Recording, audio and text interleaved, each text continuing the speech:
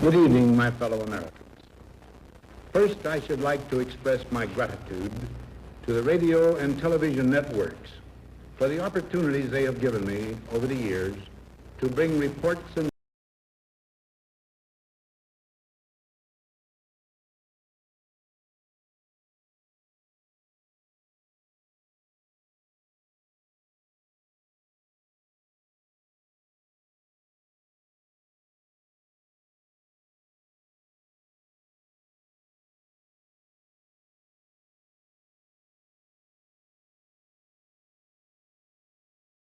over the years to bring reports and messages to our nation. My special thanks go to them for the opportunity of addressing you this evening. 3 days from now, after half a century,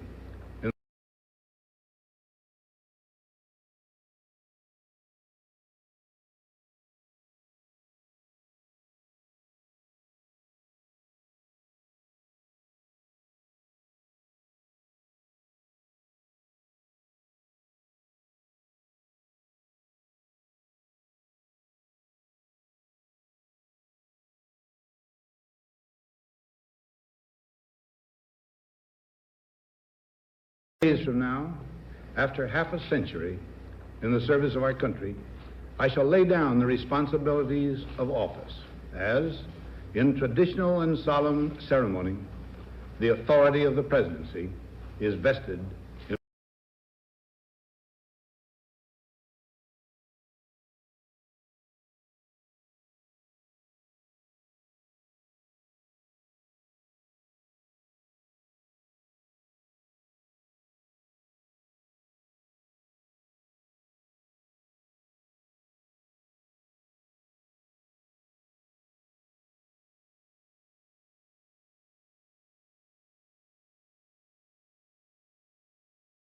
the authority of the presidency is vested in my successor. This evening, I come to you with a message of leave-taking and farewell, and to share a few final thoughts with you, my countrymen.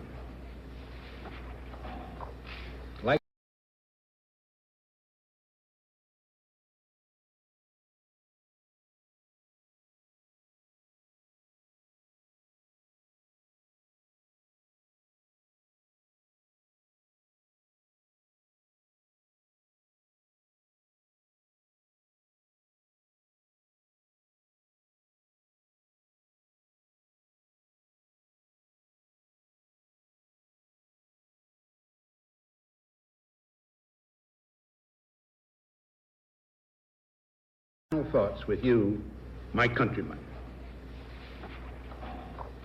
Like every other citizen, I wish the new president and all who will labor with him Godspeed.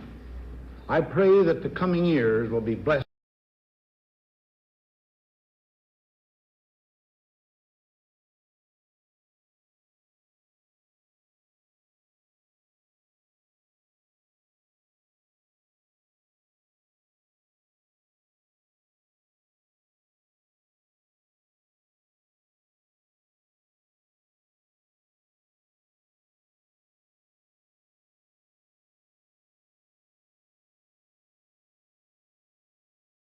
that the coming years will be blessed with peace and prosperity for all.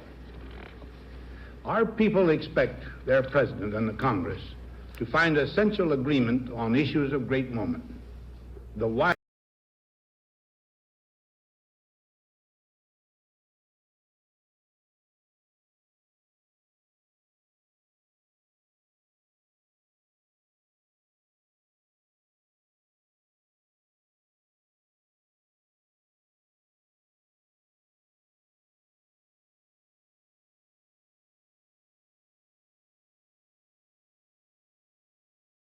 on issues of great moment, the wise resolution of which will better shape the future of the nation. My own relations with the Congress, which began on a remote and tenuous basis when long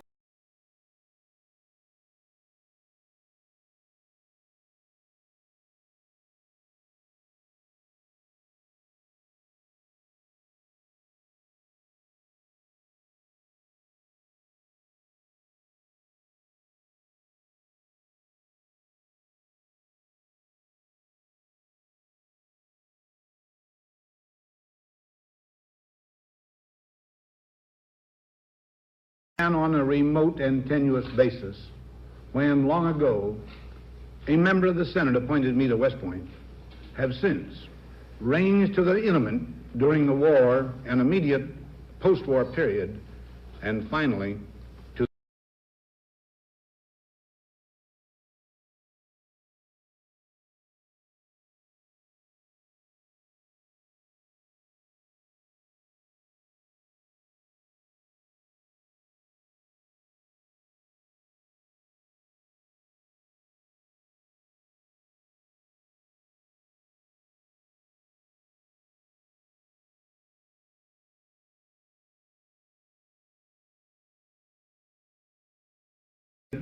post-war period, and finally to the mutually interdependent during these past 8 years.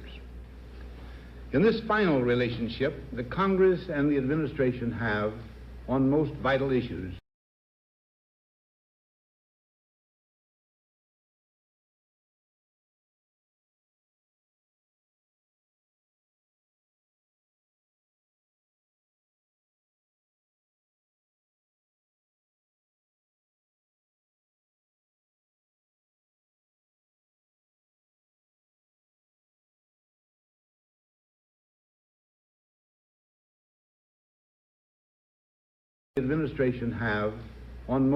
issues, cooperated well to serve the nation good rather than mere partisanship, and so have assured that the business of the nation should go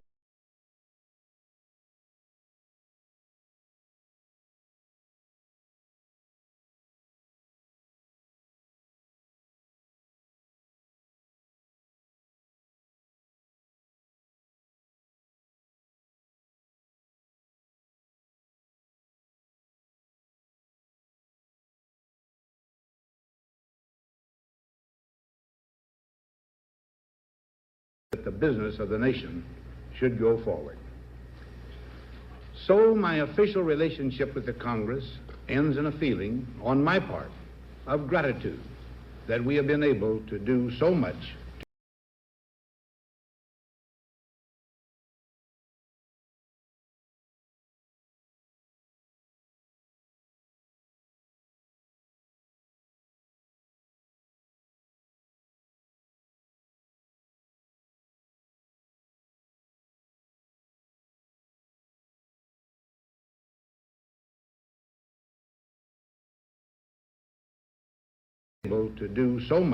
together.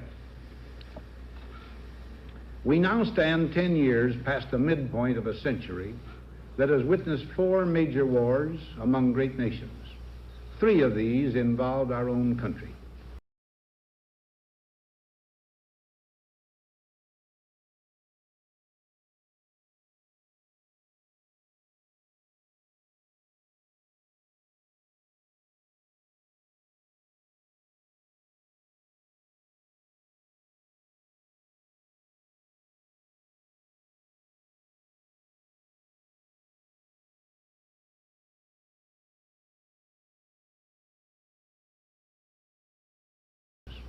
Three of these involved our own country.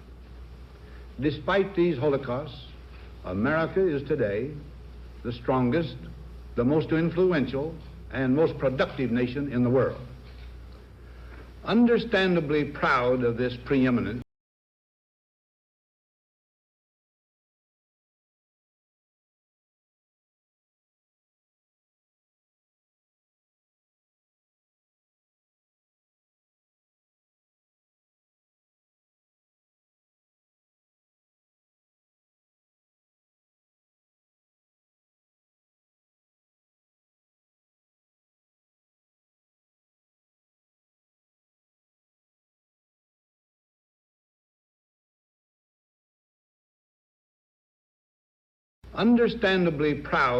preeminence, we yet realize that America's leadership and prestige depend not merely upon our unmatched material progress, riches,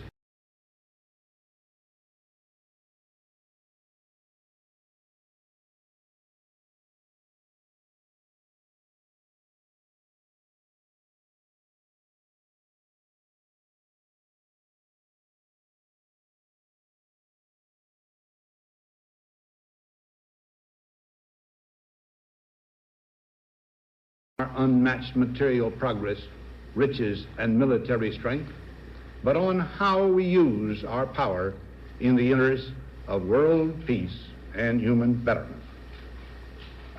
Throughout America's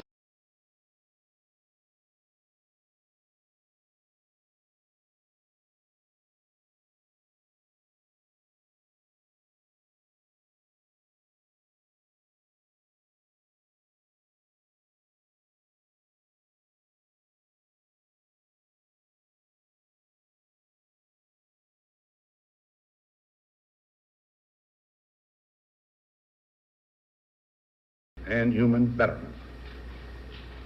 Throughout America's adventure in free government, our basic purposes have been to keep the peace, to foster progress in human achievement, and to enhance liberty, dignity, and integrity.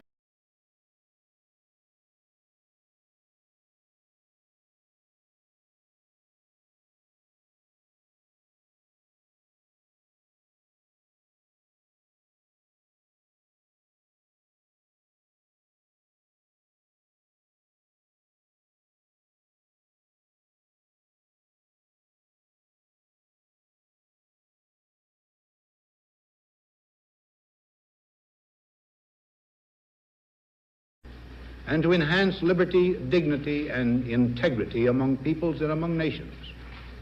To strive for less would be unworthy of a free and religious people. Any failure traceable to arrogance or our lack of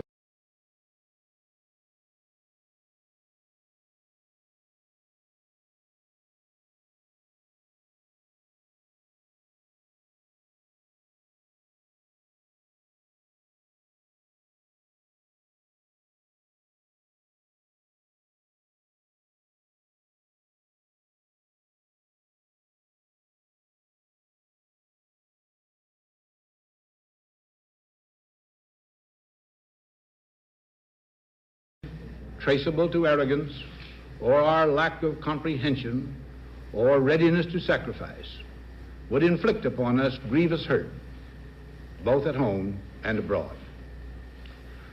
Progress toward these noble goals is persistently threatened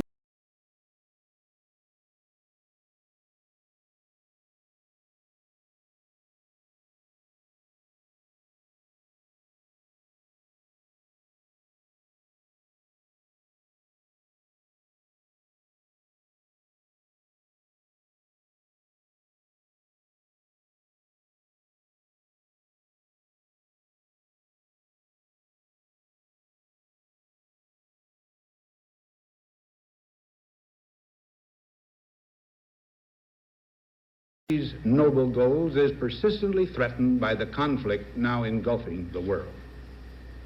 It commands our whole attention, absorbs our very beings. We face a hostile ideology, global in scope, atheistic in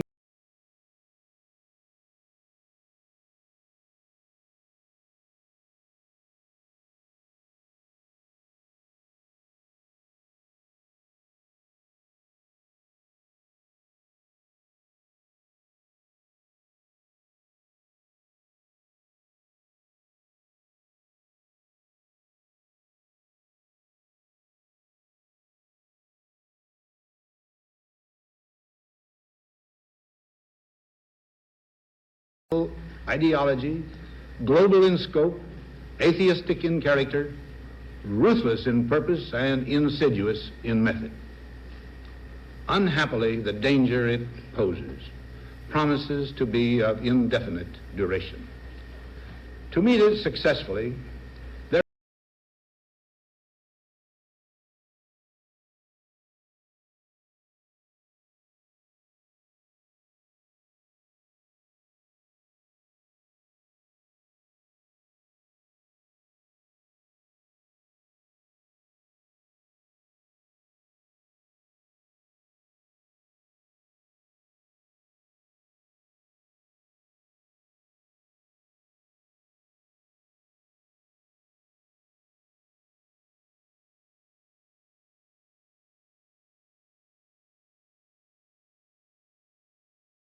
duration. To meet it successfully, there is call for not so much the emotional and transitory sacrifices of crisis, but rather those which enable us to carry forward steadily, surely, and without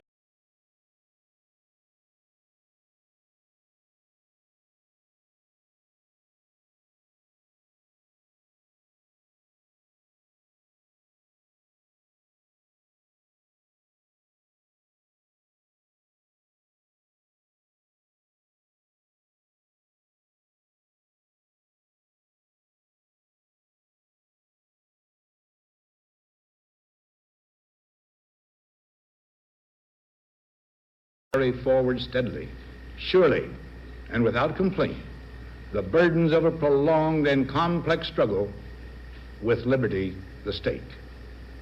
Only thus shall we remain, despite every provocation, on our charted course toward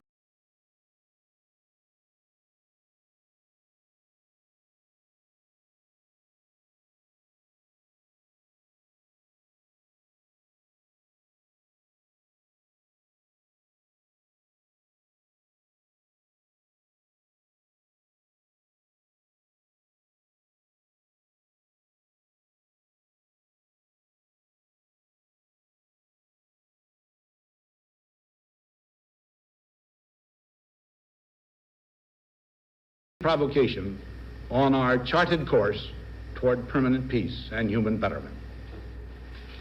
Crises there will continue to be. In meeting them, whether foreign or domestic, great or small, there is a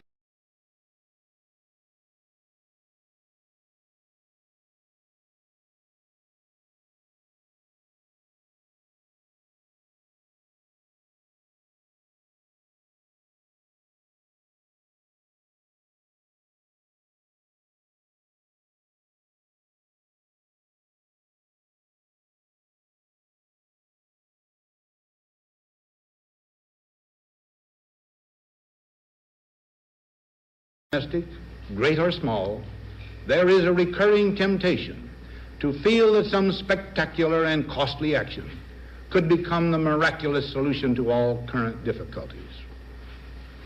A huge increase in new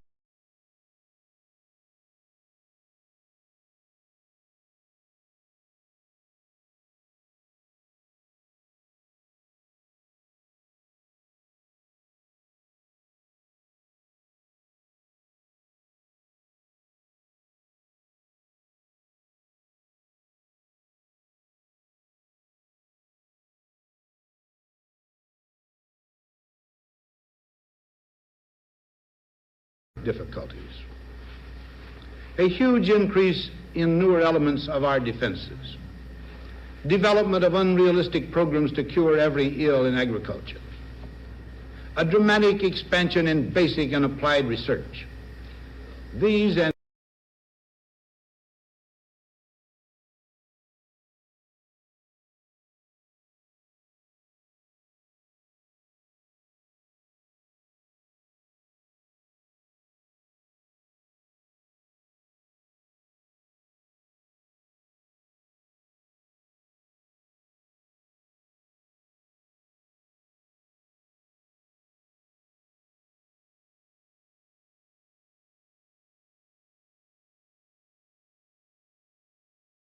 basic and applied research.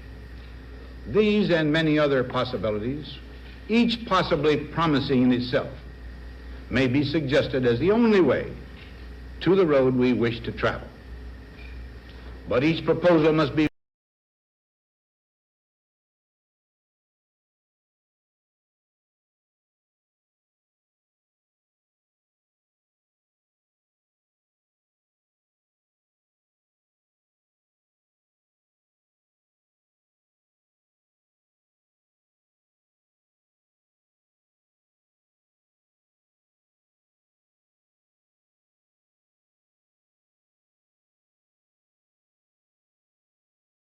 travel. But each proposal must be weighed in the light of a broader consideration, the need to maintain balance in and among national programs. Balance between the private and the public economy.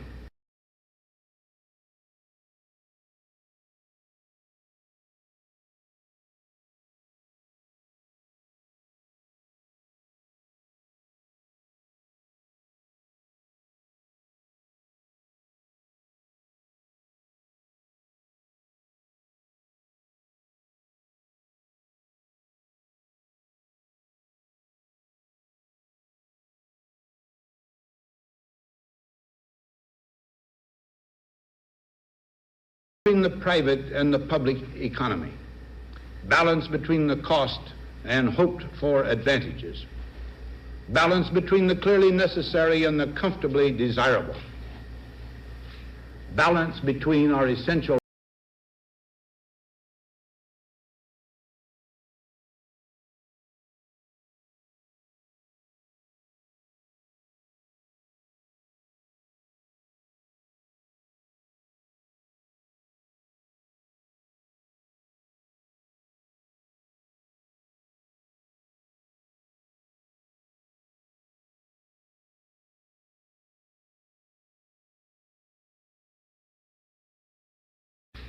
balance between our essential requirements as a nation and the duties imposed by the nation upon the individual, balance between actions of the moment and the national welfare.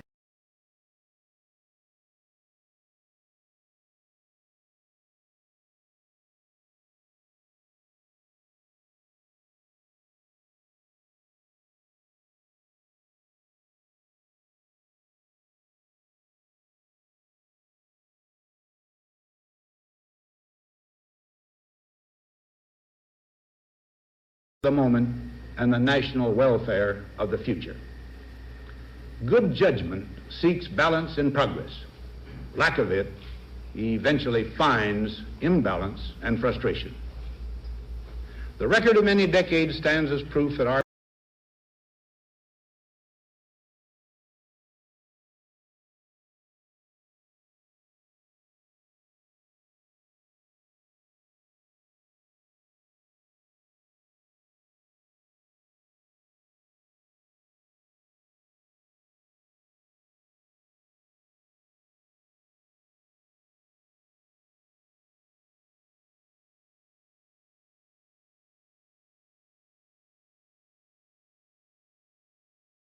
many decades stands as proof that our people and their government have, in the main, understood these truths and have responded to them well in the face of threat and stress.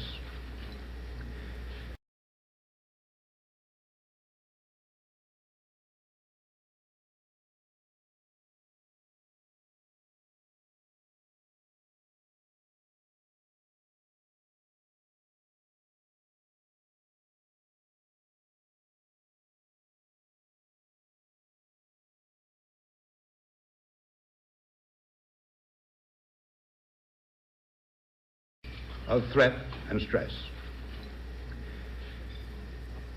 But threats, new in kind or degree, constantly arise. Of these I mention two only. A vital element in keeping the peace is our military establishment.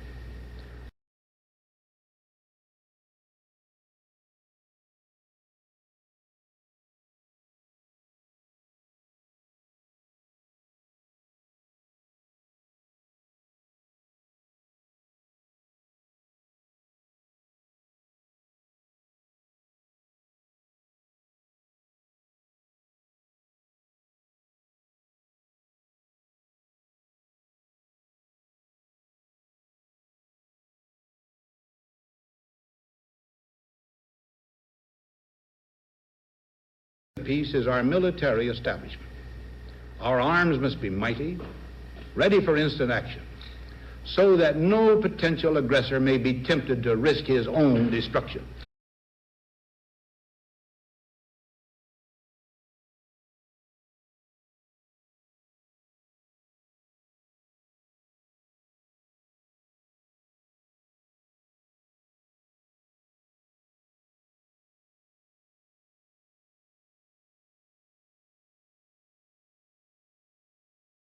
Own destruction. Our military organization today bears little relation to that known of any of my predecessors in peacetime, or indeed by the fighting men of World War II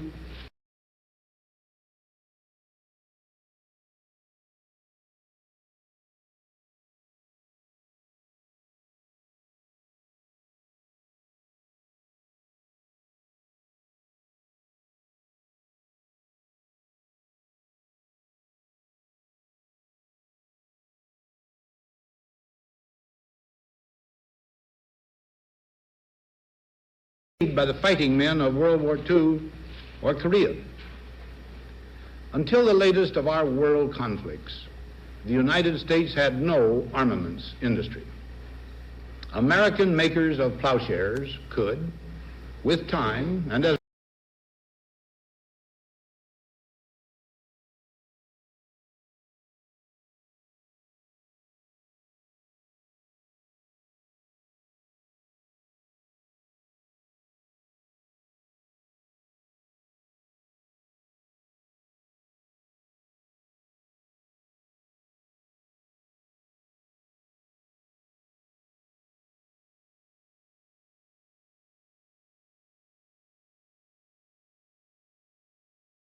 plowshares could, with time and as required, make swords as well. But we can no longer risk emergency improvisation of national defense. We have been compelled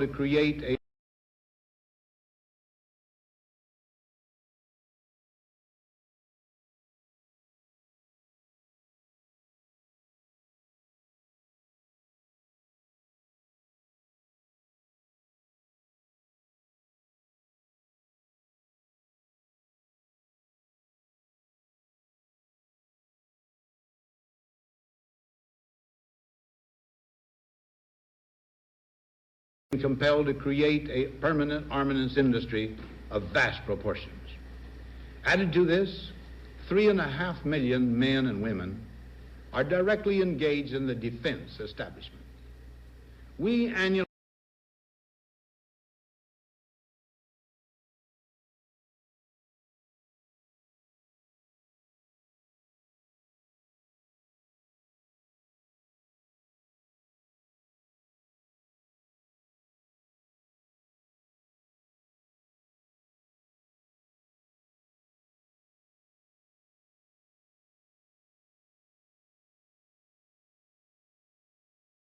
in the defense establishment. We annually spend on military security alone more than the net income of all United States corporations. Now, this conjunction of an immense military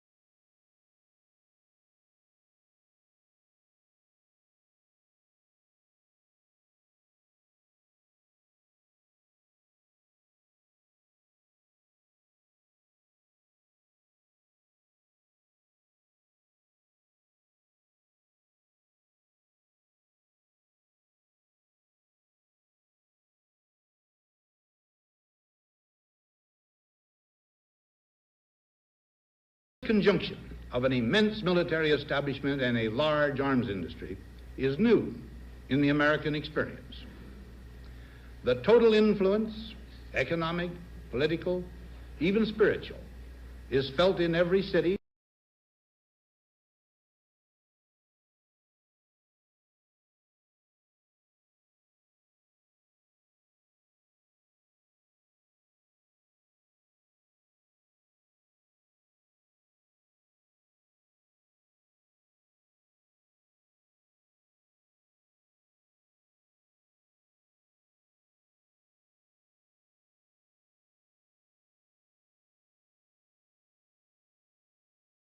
Even spiritual, is felt in every city, every state house, every office of the federal government. We recognize the imperative need for this development, yet we must not fail to comprehend its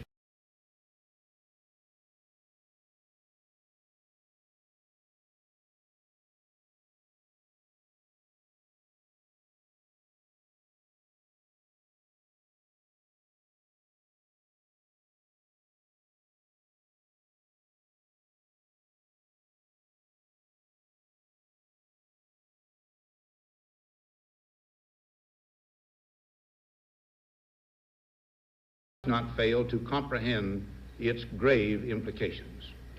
Our toil, resources, and livelihood are all involved. So is the very structure of our society. In the councils of government, we must carve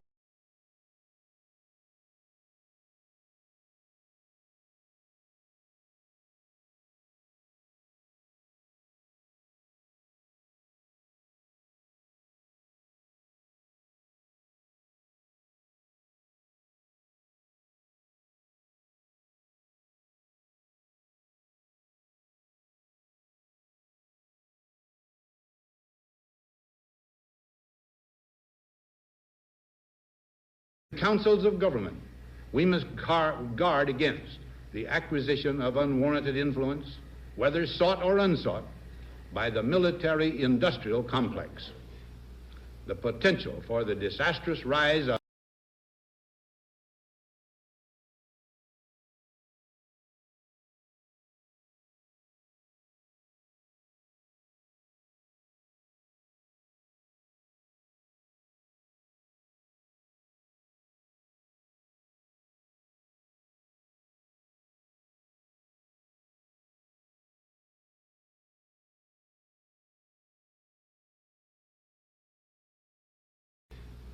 the potential for the disastrous rise of misplaced power exists and will persist. We must never let the weight of this combination endanger our liberties or democratic processes. We should take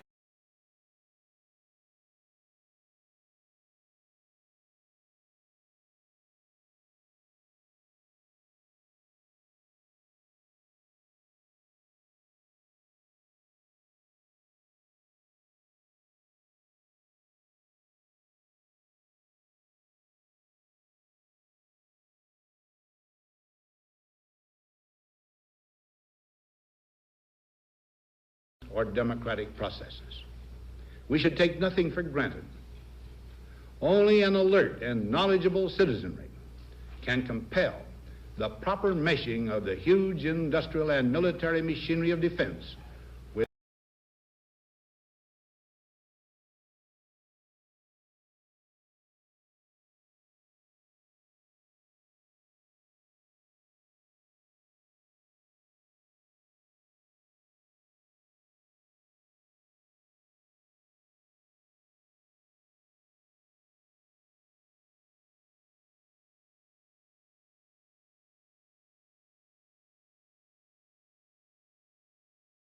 and military machinery of defense with our peaceful methods and goals, so that security and liberty may prosper together. Akin to and largely responsible for the sweeping changes in our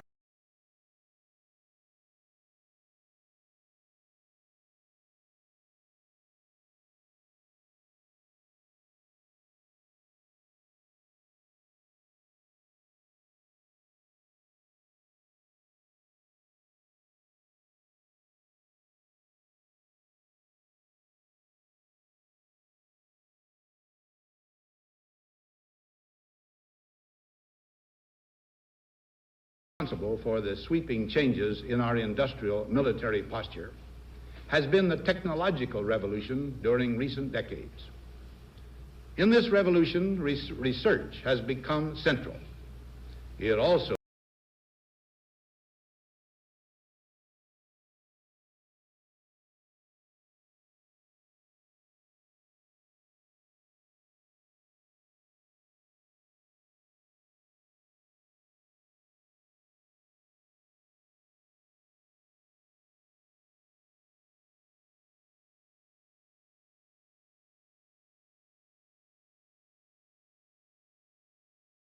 research has become central. It also becomes more formalized, complex, and costly. A steadily increasing share is conducted for, by, or at the direction of the federal government. Today, the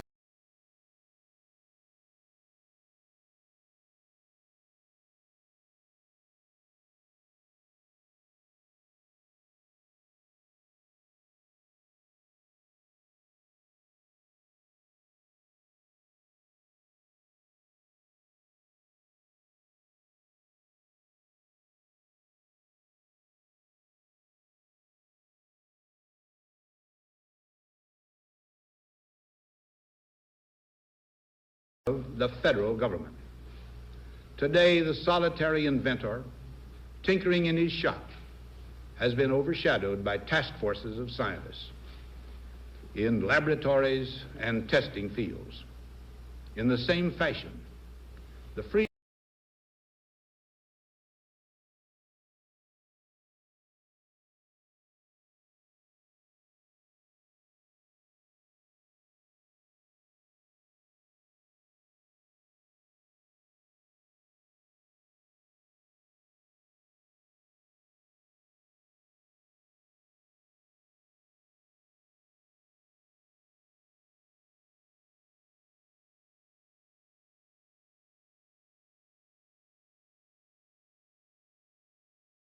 fields. In the same fashion, the free university, historically the fountainhead of free ideas and scientific discovery, has experienced a revolution in the conduct of research.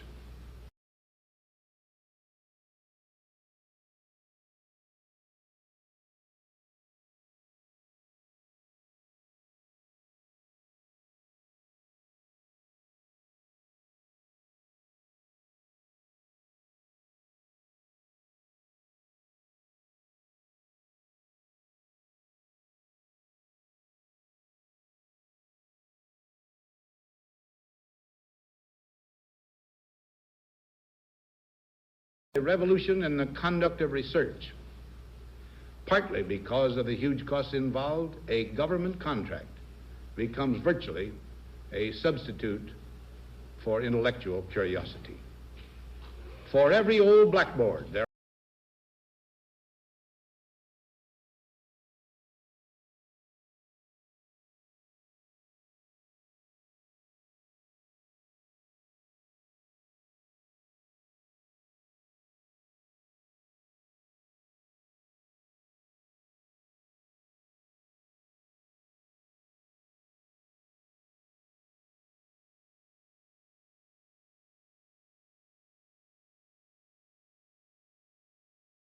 curiosity.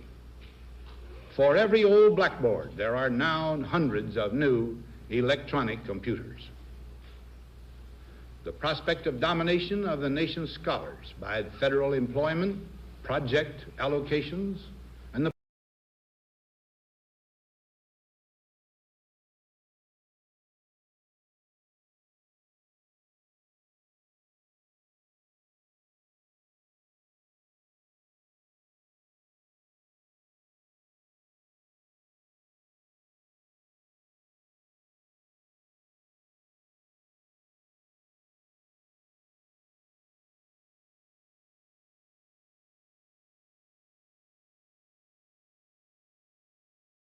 employment, project allocations, and the power of money is ever present and is gravely to be regarded. Yet in holding scientific research and discovery in respect, as we should, we must also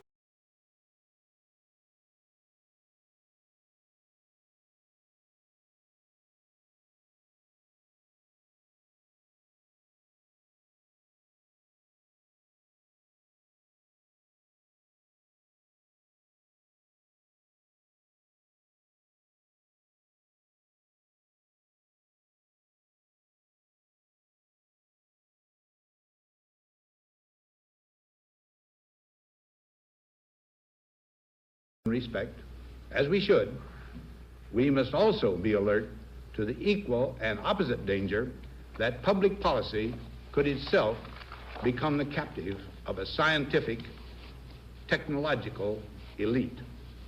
It is the task of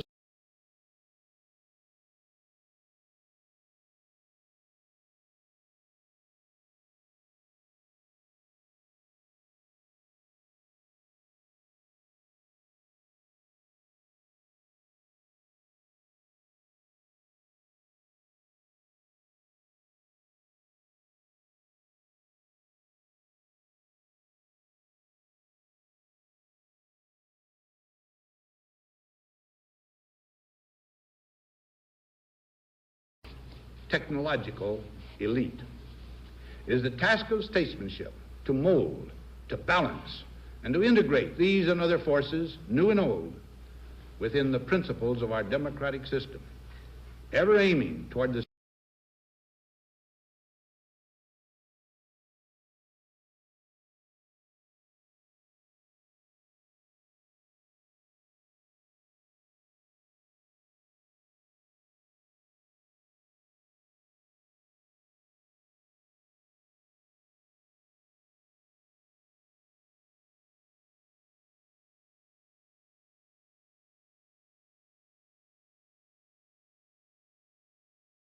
our democratic system, ever aiming toward the supreme goals of our free society. Another factor in maintaining balance involves the element of time. As we peer into society's future, we, you and I,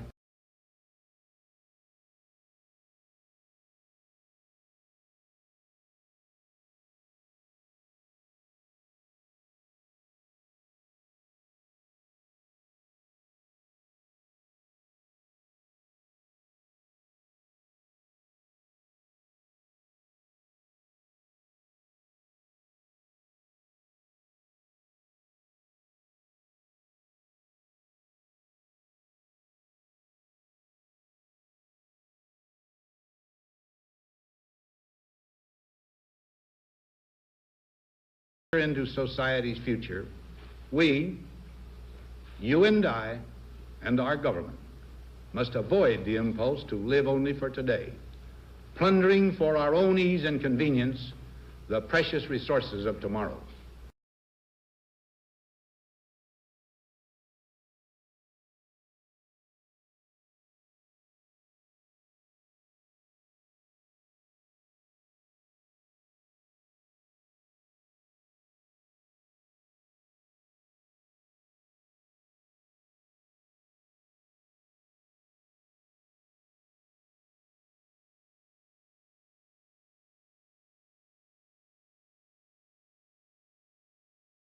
Resources of tomorrow.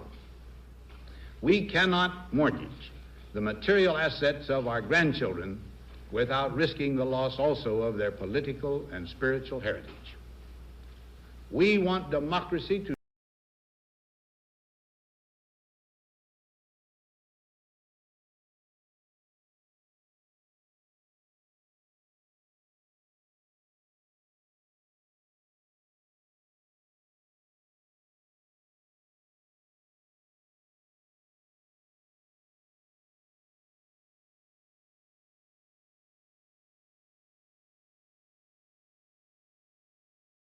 and spiritual heritage. We want democracy to survive for all generations to come, not to become the insolvent phantom of tomorrow. During the long lane of the history yet to be written,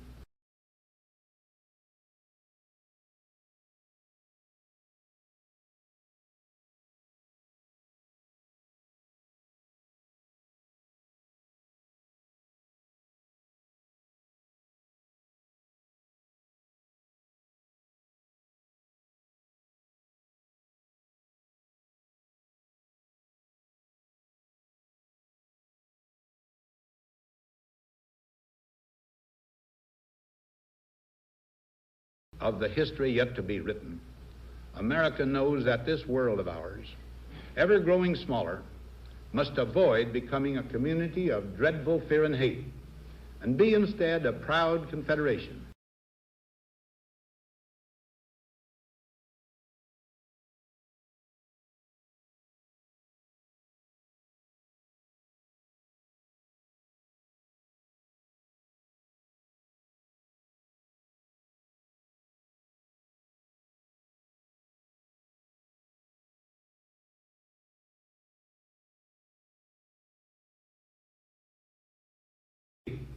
And be instead a proud confederation of mutual trust and respect.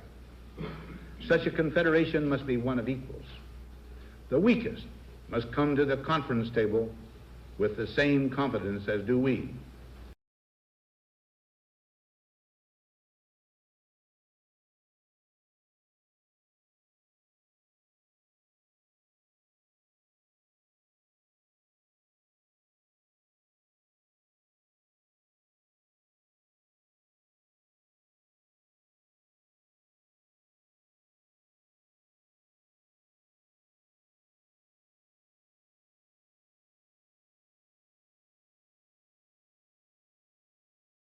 Table with the same confidence as do we, protected as we are by our moral, economic, and military strength.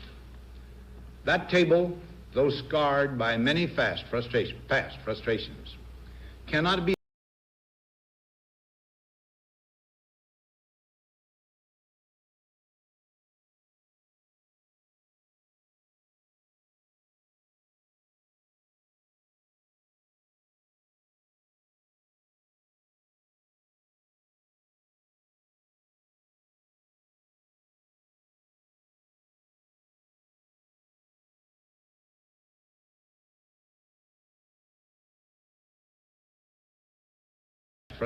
past frustrations cannot be abandoned for the certainty agony of disarmament, of the battlefield.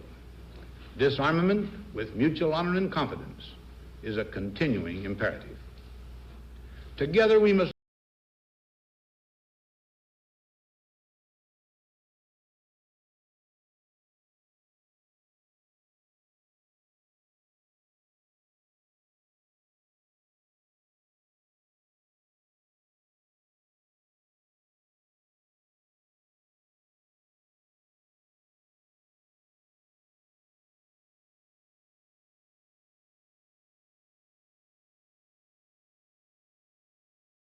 is a continuing imperative.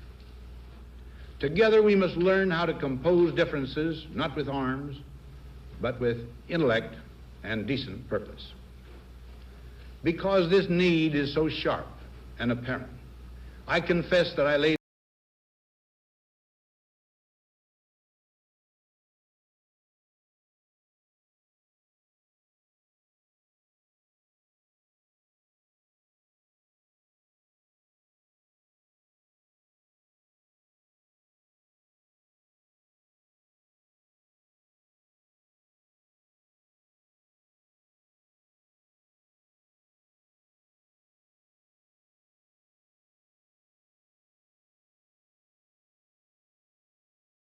and apparent.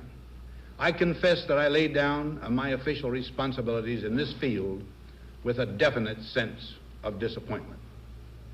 As one who has witnessed the horror and the lingering sadness of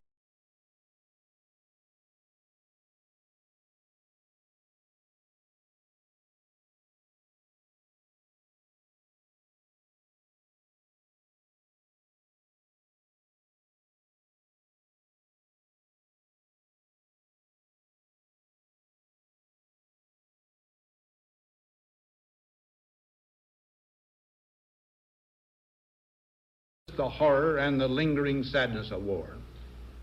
As one who knows that another war could utterly destroy this civilization, which has been so slowly and painfully built over thousands of years, I wish I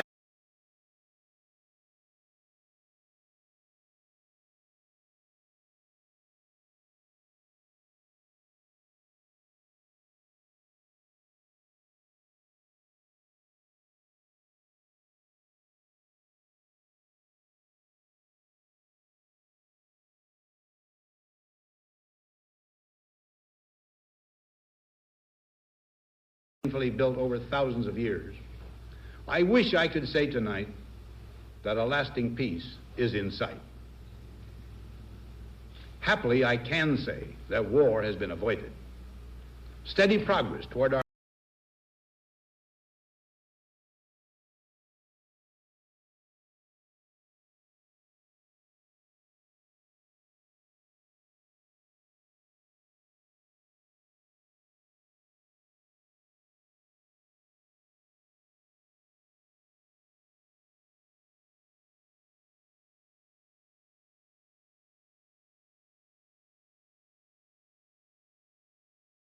avoided. Steady progress toward our ultimate goal has been made, but so much remains to be done.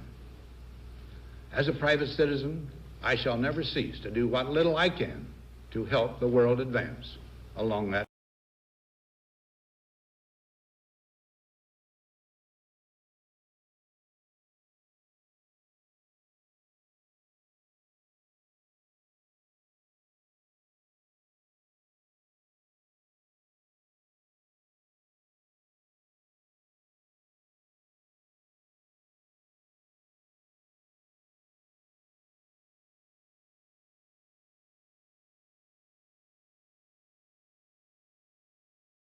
I can to help the world advance along that road. So in this, my last good night to you as your president, I thank you for the many opportunities you have given me for public service in war and in peace.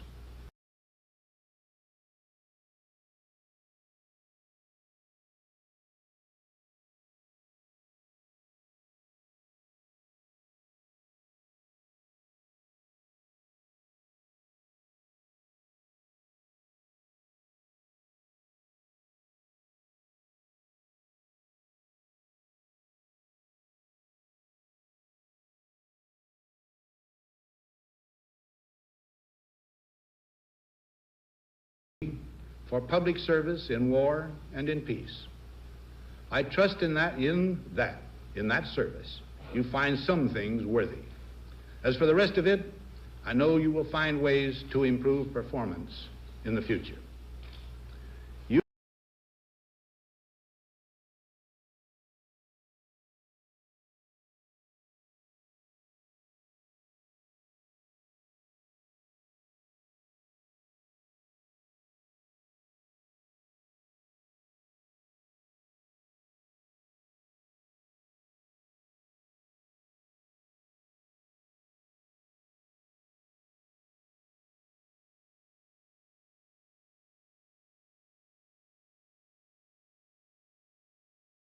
To improve performance in the future.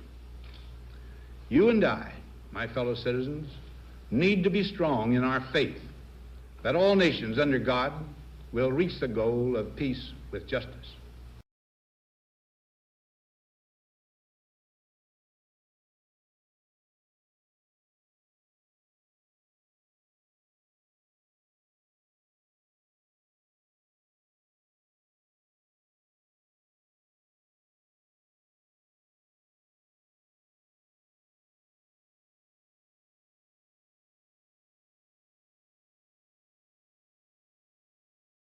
With justice. May we be ever unswerving in devotion to principle, confident but humble with power, diligent in pursuit of the nation's great goals. To all the peoples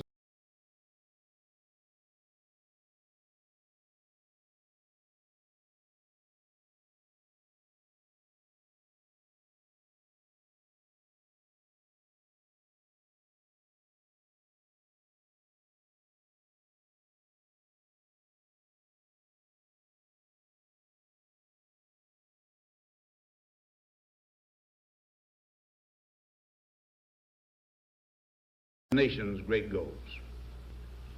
To all the peoples of the world, I once more give expression to America's prayerful and continuing aspiration. We pray that peoples of all faiths, all races, all nations may have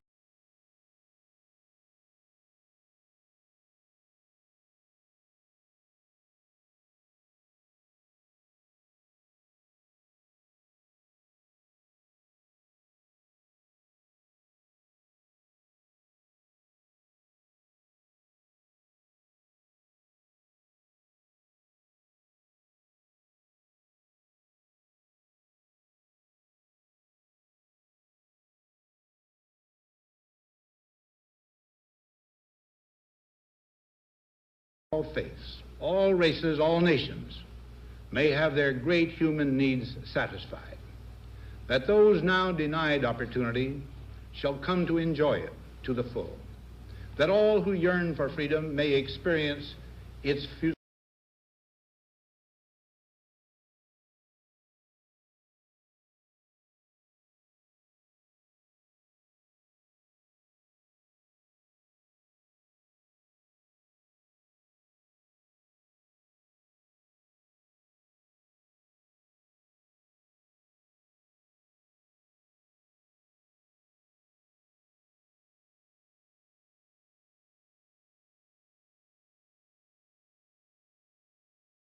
Who yearn for freedom may experience its spiritual blessings. Those who have freedom will understand also its heavy responsibility. That all who are insensitive to the needs of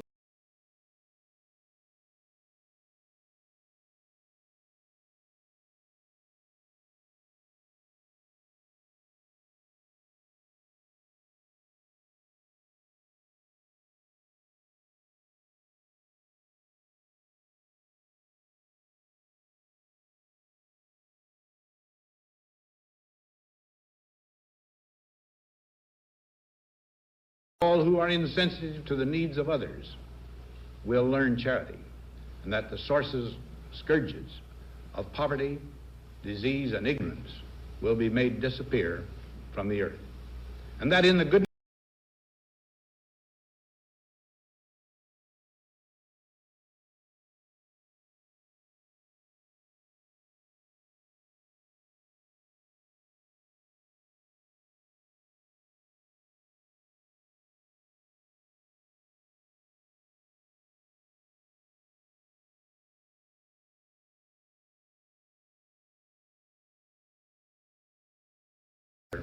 from the earth, and that in the goodness of time, all peoples will come to live together in a peace guaranteed by the binding force of mutual respect and love. Now, on Friday noon, I am to become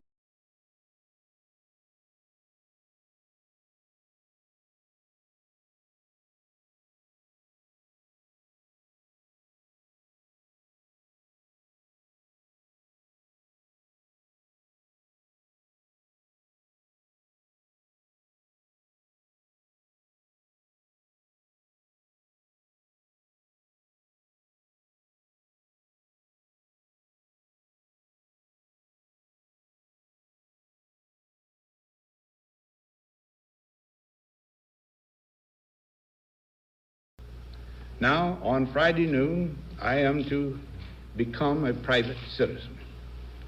I am proud to do so. I look forward to it. Thank you, and good night.